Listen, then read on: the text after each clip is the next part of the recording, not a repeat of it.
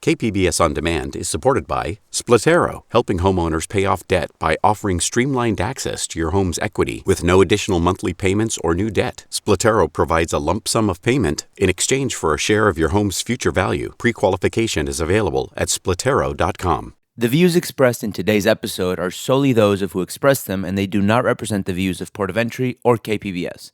Listener discretion is advised. You are listening to Port of Entry.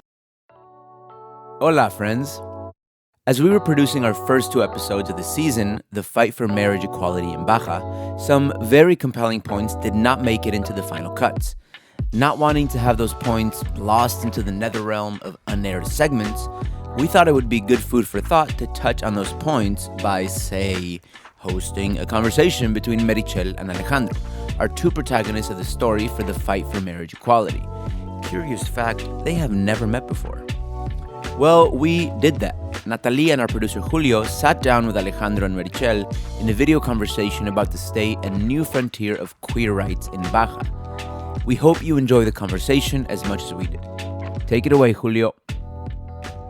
Okay, guys, thank you very much. Folks, everybody who's just tuning in, we are here recording a special bonus episode. These two features have not met each other, but we're part of the same story, the fight for marriage equality. We have Alejandro Sánchez, directly from, New Haven? New Haven, Connecticut. And we have Meritxell, directly from Tijuana. Hello. All right. So thank you so much, folks, for joining us. I think this is something that was both in the minds of our team. Just we're very curious about all the things that didn't make it into the cut, but we thought it would be interesting just to engage each other in a conversation about certain topics that were part of the conversations that we had during the interviews, but just didn't make it to the cut. So why don't we start by giving some brief introductions to yourselves and what you do, and then we'll start with the questions. Take it away, Alejandro. I'll start. Hi, KPBS listeners. Hi, Julio, Natalie, Meritxell, Adrian. I'm Alejandro Sánchez. I use he, him pronouns, he, him, él pronouns. I am a current master's in public policy student at Yale University. Not so long ago, I was based out of San Diego, Tijuana, where I was a policy advisor by day and an LGBTQ rights activist by night. I was part of a project that got to legalize same-sex marriage, advocating from a youth perspective, advancing not just same-sex marriage, but also fighting for other equally important rights, such as trans identity rights for trans people to easily change their gender markers or the names on their birth certificates and state-issued IDs, and also for the banning of conversion therapy, which happened after same-sex marriage was approved. And thankfully, weren't that big of an issues to be approved. And I'm very honored to meet Meritxell, who I know has been a part of this. And I learned through her interview how long her fight had been, what hurdles she had to go through, the people in government that she met, just a very different sort of challenges that I had to face. And all I did was literally just go on Instagram and start designing pretty things, but she was actually in the battlegrounds fighting for these things when we had no one in our side. So I'm very, very proud to join her and join you all today. And with that said, let's pass the mic to Meritxell. Meritxell, can you introduce yourself?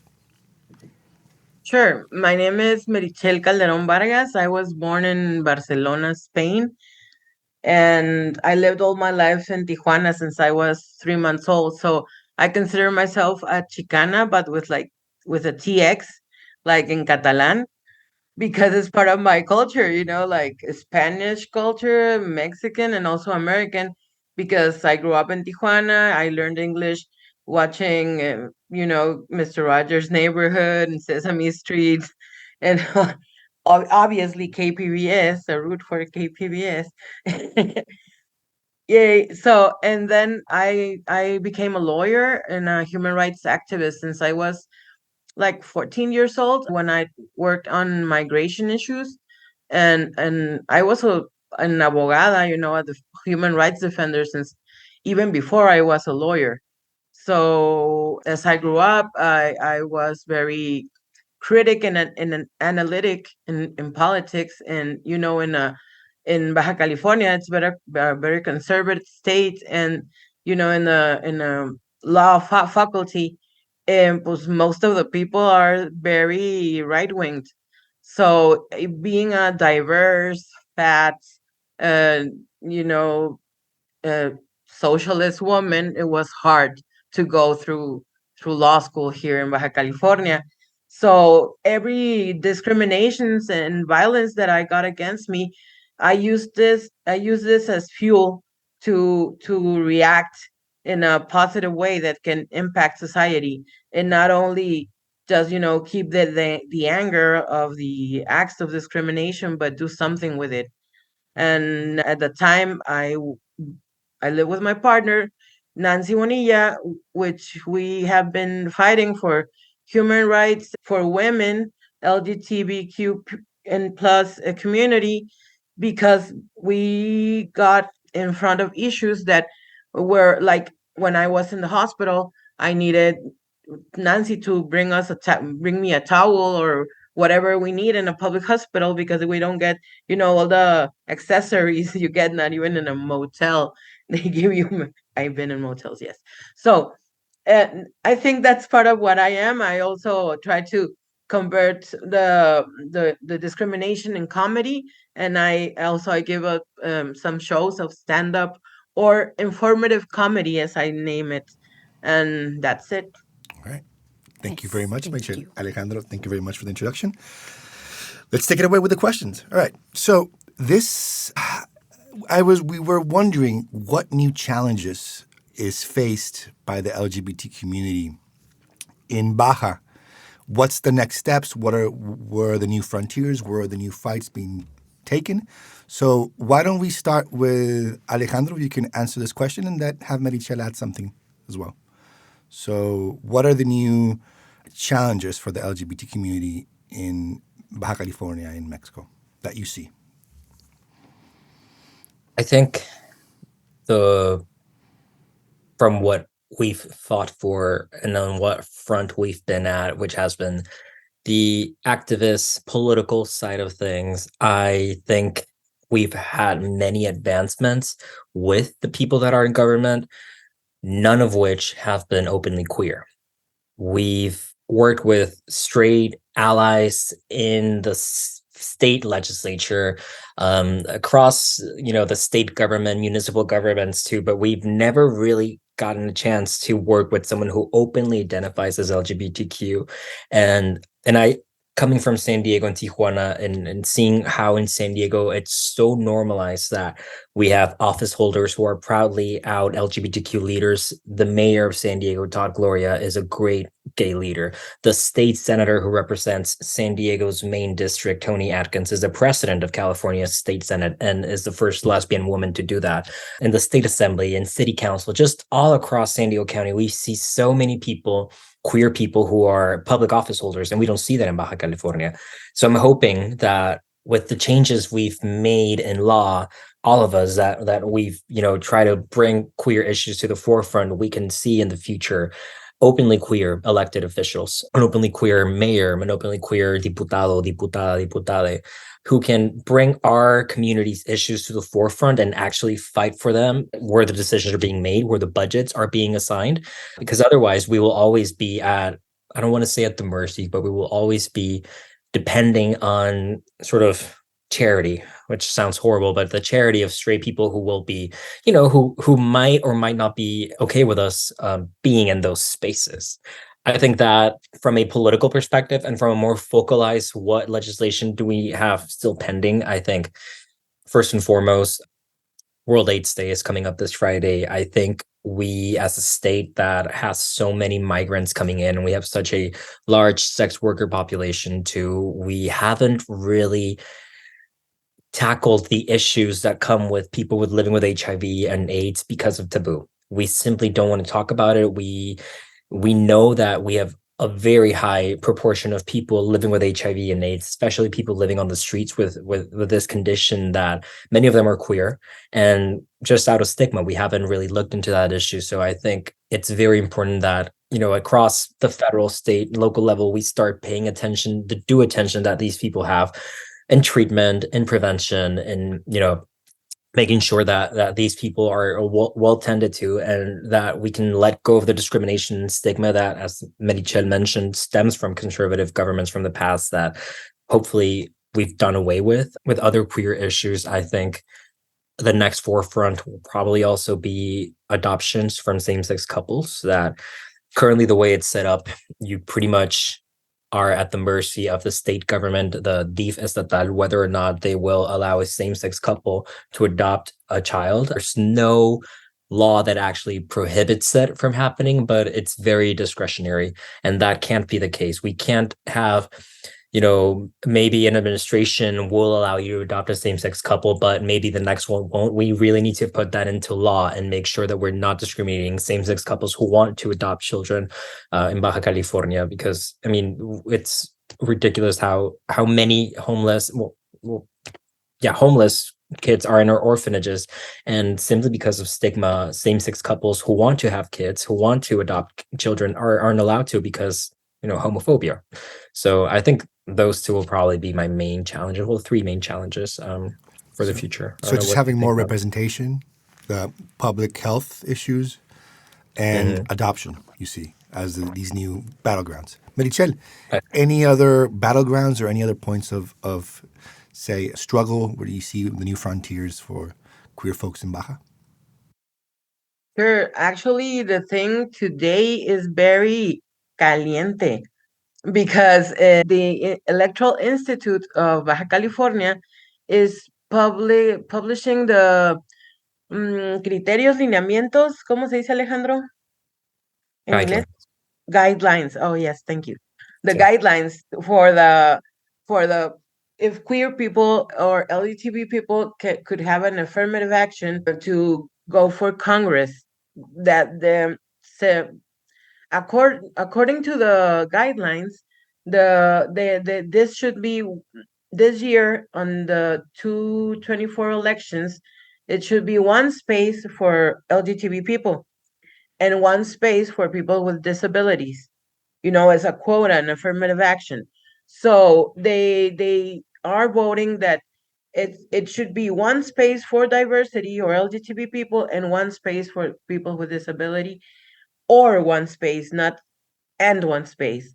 So we are facing that one sector will be misrepresented, and that also the affirmative actions do not reach on these guidelines the criteria for LGBT people to be on city councils, the regidurías, as we call it in Mexico. So we are supposed to living in a equality and democracy, but it's fake, because in the facts we cannot even get to Congress if not because of an affirmative action. And what happens is that people here say that they identify themselves as queer, and I got phone calls, people calling me, telling that they were in jail for a few months, and the one guy had oral sex from other guy, and then now he's bisexual, and then I should vote for him. This ridiculous arguments, and so vulgar, that's why we are organizing a group of LGBT people in front of the Electoral Institute, so that we can get the respect and the public spaces that we need. Okay, so you're saying that there's folks who are known to be straight, and they just take over the space of designated for queer folks and be able to... Exactly. Okay. Interesting.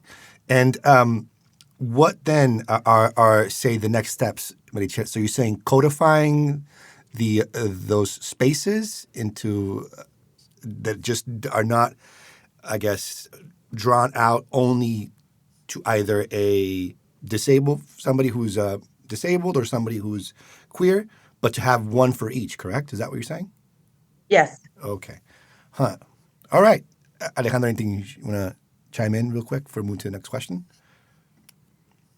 Yeah, I agree with Meritxell. More broadly, over the past few months, we've had major discussions, not just in Baja California, but all across Mexico about why the democratic institutions that we have matter. We've heard discussions coming from all the way up from the president down to like the local level, talking about we need to defund the INE. The INE is evil, it's corrupt, and it is destroying Mexico because we have 9 consejeros, 9 counselors who somehow are royalty in Mexico. Therefore, let's do away with it and let's do our own Morenified version of this body, which would never even have these discussions. They would never even think of like, oh, let's open up our spaces to people who, look like us, who are disabled, who are indigenous, because they're trying to do a self-serving institution that will only perpetuate them in power. So I think it serves as a reminder to us queer people that we've always had to fight those in power, and this is now happening again. If if we wait for a Morenified an electoral institute, chances are all the advances we've made with the current INE, with its pros and cons. I'm not saying it's perfect and that it shouldn't be reformed. It should. However, it's the same history we've always seen as LGBTQ people trying to get power. Okay, let's move on to the next question then. So, what are we seeing happening in the U.S. and that it's, or maybe abroad, that it's making its way to, say, the dominion of LGBTQ plus issues from the U.S. or maybe Europe into Mexico, but specifically U.S. and Baja? Meritxell, you want to start off? So what's happening in the U.S. that's coming over into, say, Tijuana, Baja California? Sure. When I went to the United States and with the International Visitor Leadership Program in the Obama administration, we got to meet a lot of activists, LGBT from all parts of the world, from Africa, from every continent that you can imagine. There were people there. So these people from Nigeria were saying that even coming out of the closet, it would mean, death for them. And so in some places here in Baja California, people are in that situation because I already talked about how conservative our state is.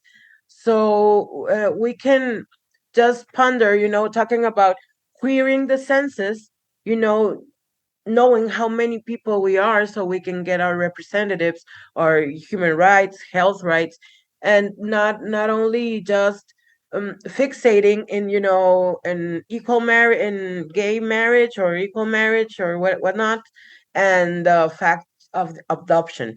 We can fight for affirmative actions in education and other spaces that I think we have only managed to get the rights from the United States to Baja California to barely survive, not to really get acknowledged as a population that vote and then pay taxes and whatever.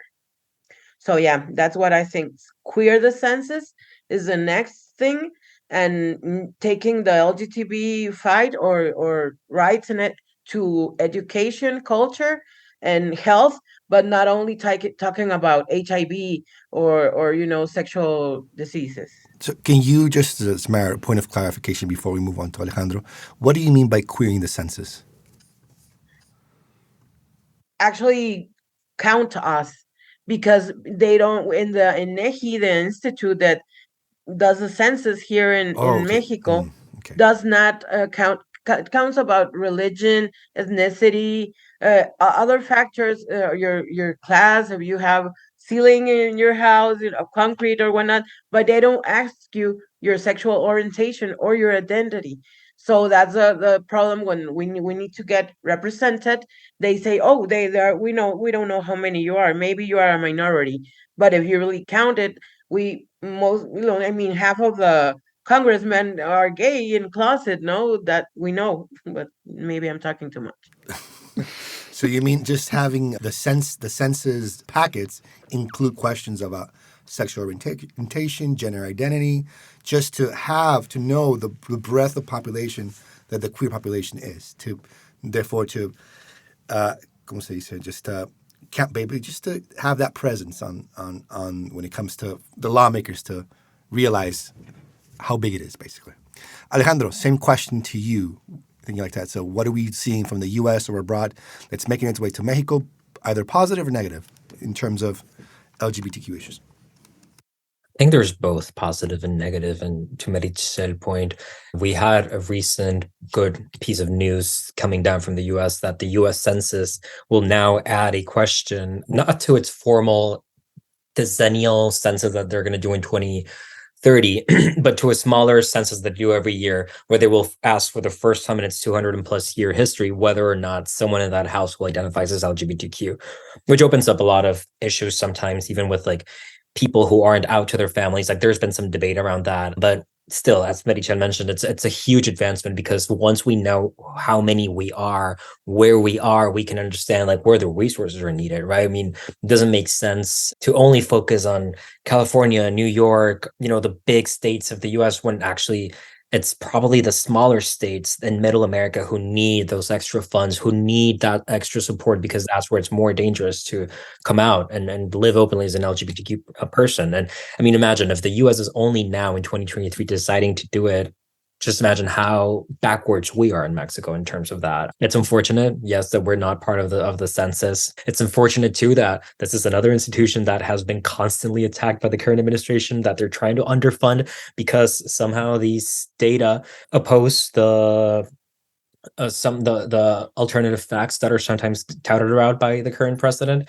So it's unfortunate, whatever way you want to look at it. And also another point that I think is good that we're seeing in the US that I hope we can bring into Mexico is queer representation, again, in all levels of government. Having a cabinet member in President Biden's administration who is openly gay, having, members of Congress, senators, representatives who are proudly LGBTQ, having an LGBTQ caucus in the US that is so formalized and institutionalized, that has people from both the Democratic and Republican Party in it. It's just head waves. And, we sort of have that in Mexico. We've only just started having that in the Cámara de Diputados, where we're starting to see openly LGBTQ people being elected and occupying those spaces very, very solemnly. I will say that we have diputadas like Salma Luevano, who's an openly trans congresswoman, who has, taken that responsibility with a lot of care, with giving a lot of priorities to the LGBTQ causes at a federal level.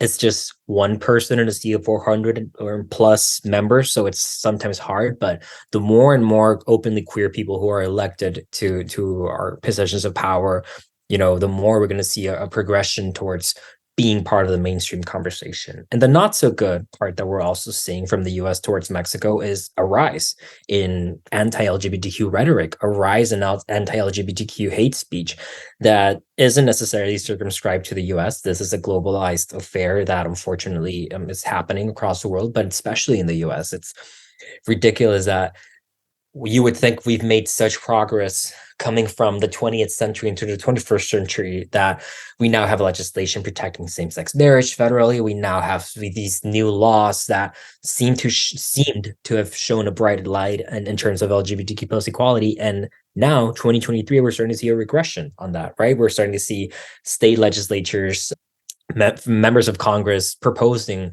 the most ignorant bills, and it's particularly targeting trans folks, trying to leave trans people out of athletic competitions, trying to out trans students, to high school students, middle school students, to their parents, just doing the most bigoted pieces of legislation and actually passing them in states that have conservative majorities. And that is starting to trickle down in Mexico. We're starting to see, unfortunately, political figures, I think, across North and South of Mexico who are picking up on that rhetoric, who are picking up on that, hate speeches, and are trying to bring it into Mexico. But I hope our LGBTQ community will be strong enough to never let them back to power again.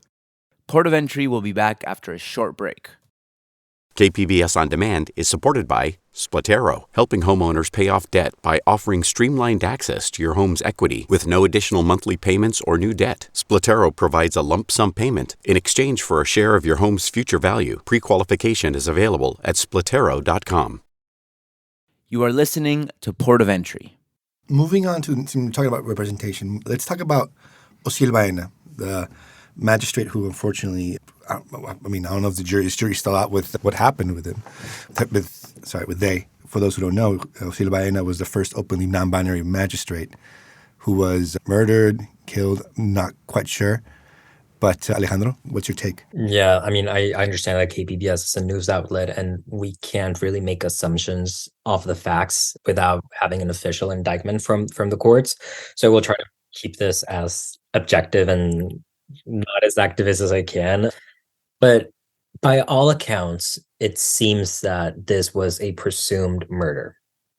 Presumed. We're still not sure. That just evidences how behind we are in terms of protecting our LGBTQ people in power, how behind we are in offering them, even like the most visible people, a dignified prosecution of crimes against them. We're seeing all sorts of comments from respected journalists across Mexico who are misgendering them, who are calling it a crime of passion because that same day Ociel and their partner were seen at an airport, apparently with some sort of disagreement that they'd had. Therefore, Ociel must have been murdered by their partner. And because there were drugs in their systems, then we should assume that it was a crime of passion. This crime of passion the label has existed for so many years and has been used to justify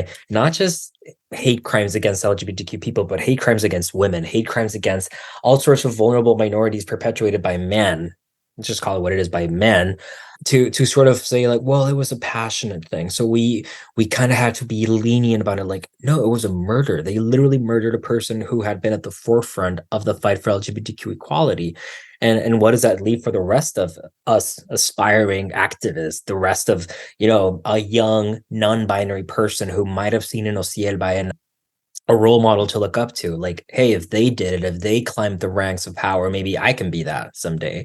Maybe I can, be the next magistrade, the next ministre, the next, high-ranking people, not just in law enforcement or law interpretation, but in any field that they want. What does this say to them? It says, if you have the misfortune of being born into Mexico, then you better keep to yourself. You better not be out and proud. You better, be silent, because this is unfortunately the destiny you might face in the future.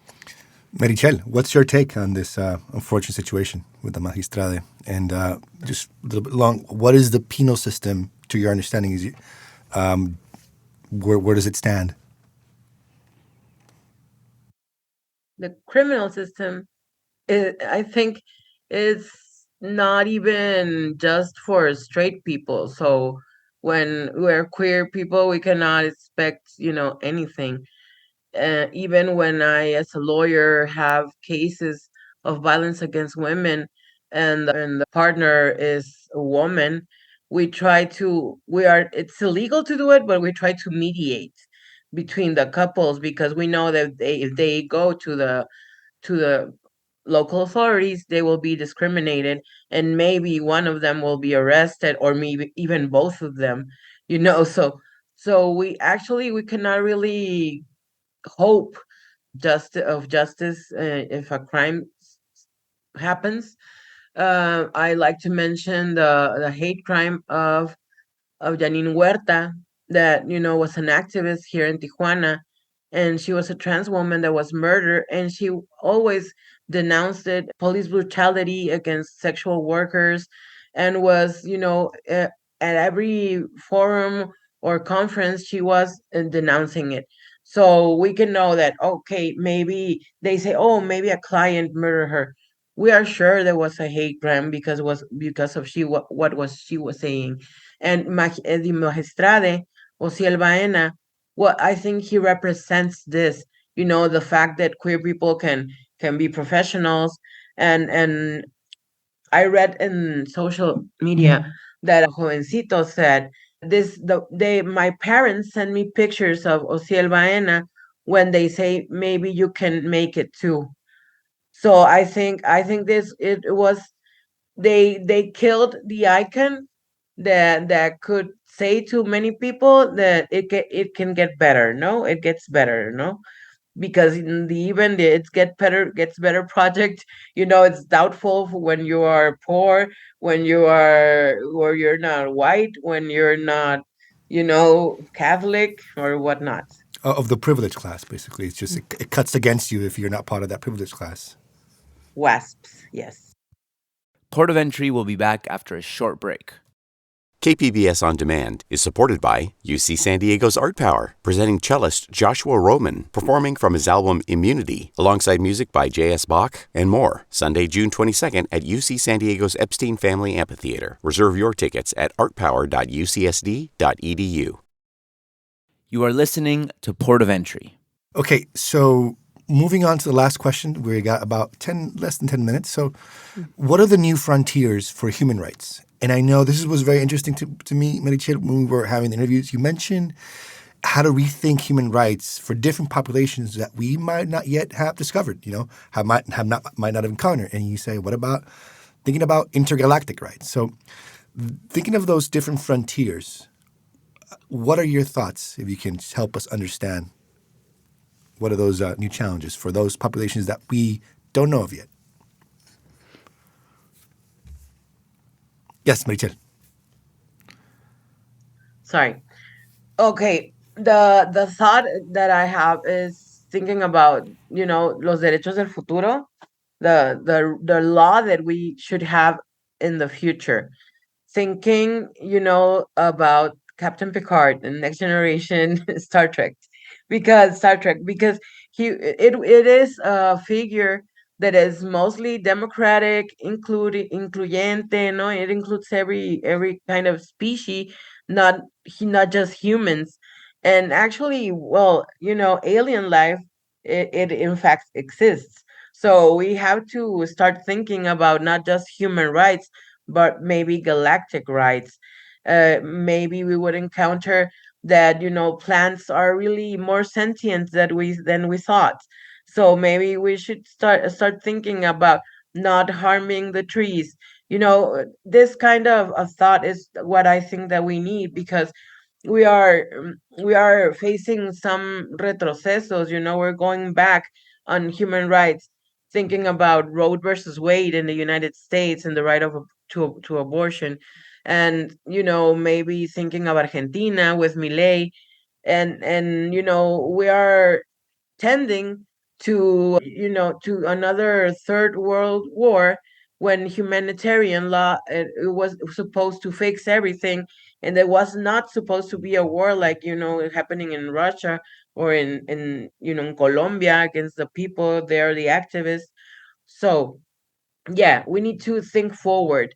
The rights that we have to defend them. We have to have better mechanism and local governmental and social structures to protect them, but also thinking always forward, not backwards, because that would be the end of the humanism that I think we should live in.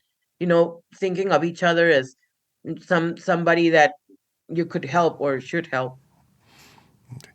Alejandro, anything you would like to add?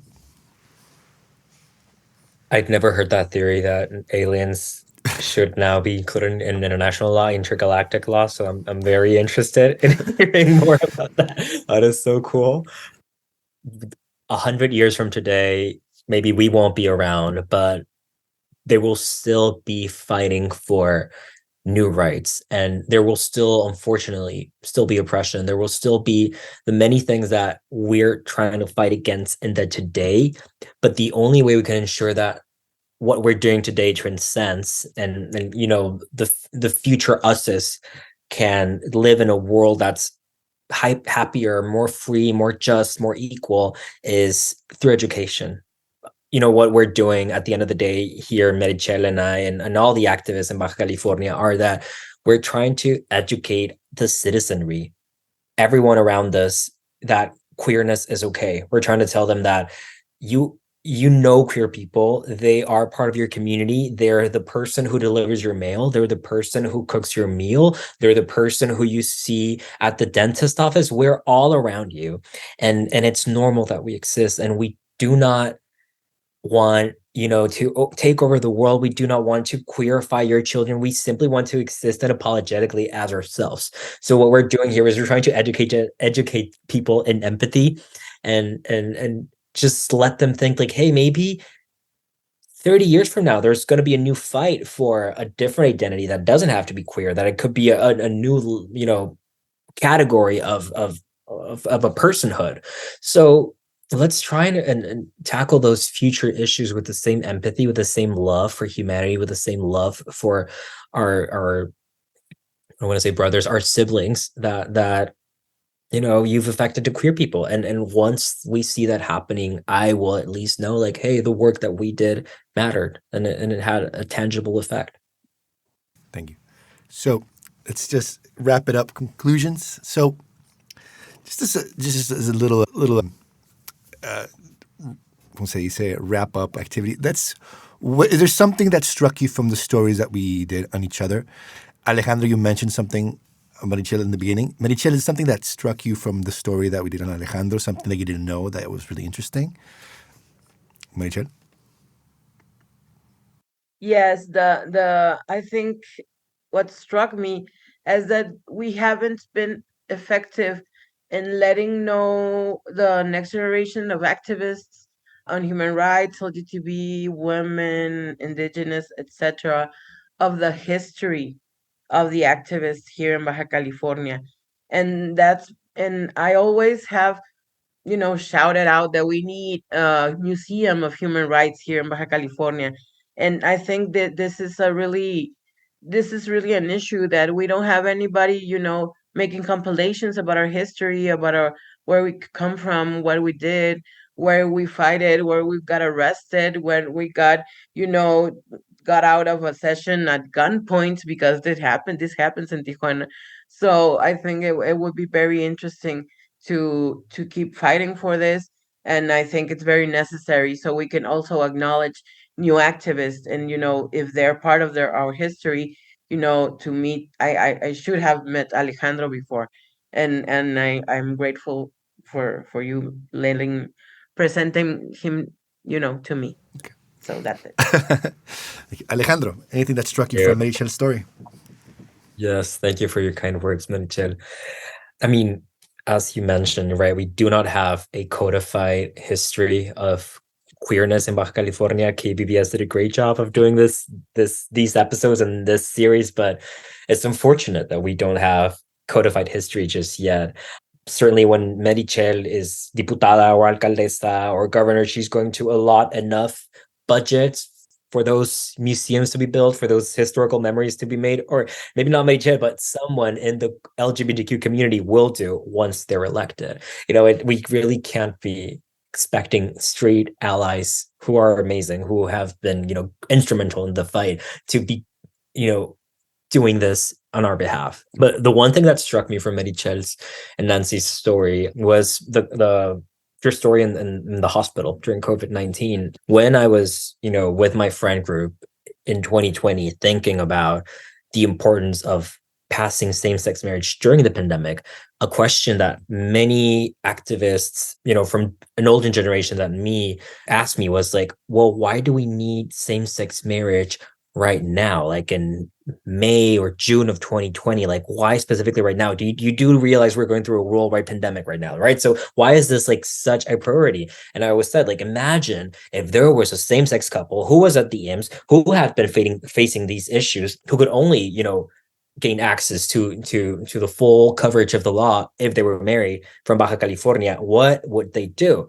And it was always a very hypothetical, imagine if that were the case, but knowing that that was your case and that it actually happened was like eye-opening to think that, the urgency that we put into this fight in 2020, in 2021 had a purpose. And it was so in future pandemics and future, situations that we have of this nature, same-sex couples won't be facing the same hurdles as you and Nancy did. And it's amazing that even as you said in your story that the guard in the hospital who was hermana, creo que dijiste, Comadre, yeah. comadre, was the one who helped you out because like damn, even in the most dire of circumstances, we can still find some queer love and some queer community, to build us up. Good. Alejandro and Meritxell, we are out of time. So why don't you just give us a quick plug, your socials, where you're at, or what's next for you in your life? Just a quick outro. Thank you. Meritxell? Well, thank you for your time. Thank you for making me learn English with Sesame Street KPBS. Thank you. Thank you, Port of Entry, Natalia and Julio. It was very great meeting you. And, you can count on me as an activist here locally. And I know that I can count on you so you can, move our information through the media. So you can find me at Instagram as Meritxelling, it's my name, but ing. And also on Facebook because I'm an old timer, Meritxell Calderon Vargas. And that's it. Alejandro? My shameless self-plug, echoing what Meritxell says. Thank you, Julio. Thank you, Natalie, Adrian, Alan. You guys' work has been so amazing, and you have no idea the amount of people that have come up to me that have messaged me like, hey, I heard your interview. Oh my goodness, I can't believe that happened. I can't, that is so amazing. Like, who would have thought that in 2021 people still had to be fighting for these rights? And these have been comments that I've gotten from friends here in the US, friends from abroad, friends from back in Baja California who have heard this, family members even who have been like, I never realized it was such a big fight and so many things were at stake. And this bringing such a big spotlight to this issue that we fought for wouldn't have been possible without you guys and KPBS's commitment to diversity. So thank you for that. PSA over. You can find me. What's next for me? I am... Your socials. Don't forget your socials. My socials, yes. I am completing my first semester of grad school. I am very excited for it. I am pursuing a public policy degree, and I do not know what I will be doing right after this moment. I certainly know that I will return to Mexico one day and do the best I can to change my beloved country, my beloved Baja California. But until that day comes, people can find out what I'm doing on Instagram. It's Alejandro, S as in Sam, C as in Zebra, F as in Frank, SCF, or LinkedIn, Alejandro Sánchez Flores. Okay, good. Meritxell, Alejandro, the Baja California, and obviously all the activists that came before you, will come after you, owe you a great debt for your work, your commitment to pushing the boundaries of human rights and queer rights specifically. So the landscape has changed because of you. So I commend you, salute you. Thank you very much for letting us tell your story. And for an audience, thank you so much for joining us for this great story and interview and sharing these thoughts. Thank you. Have a good one, guys. This episode of Port of Entry was written and produced by Julio Cesar Ortiz. Adrian Villalobos is technical producer and sound designer. Elisa Barba is our editor. Lisa Morissette is Director of Audio Programming and Operations, and John Decker is Senior Director of Content Development. This program is made possible in part by the Corporation for Public Broadcasting, a private corporation funded by the American people. This project was also made possible with the support from California Humanities, a nonprofit partner of the National Endowment for the Humanities. Visit callhome.org. Soy Alan Lilienthal. Y yo soy Natalie González. Nos vemos pronto.